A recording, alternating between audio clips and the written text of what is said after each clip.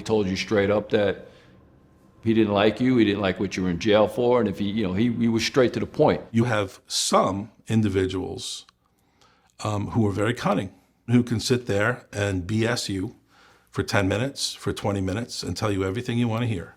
And if you don't have the experience, if you don't have the chops to assess someone who has perhaps dedicated their life to criminal activity, someone else may get raped or murdered.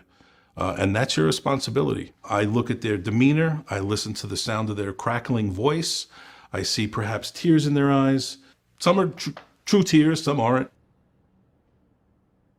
I asked another commissioner, have you considered the fact that during my incarceration I've done X, Y, and Z? And the commissioner picks up my file and goes, oh yeah, we read all that. Just flips through it like a phone book, like, yeah, we read all that, and drops it back down the table and looks at me like, okay, now what? In prison, some of us focus on changing who we are. You know, we're consumed with helping others make this same transformation. And for it not to have any value, when you go to a parole board, no value whatsoever, that almost enrages you, that they could be so callous. You're in on a term of from 6 months to 10 years for assault with a deadly weapon? Yes, sir. And the whole parole scheme was first invented in New York State. Why is it that you didn't learn from your first incarceration? So this is the epicenter for the system, and yet it's one of the worst now.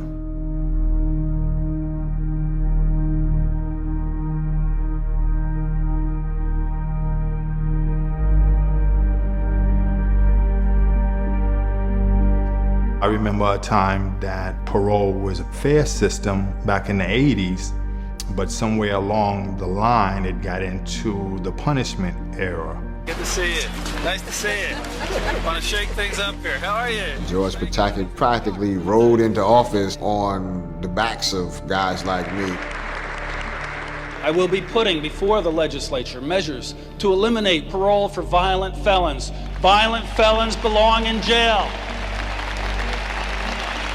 They just started like blatantly just across the board denying parole for guys like myself.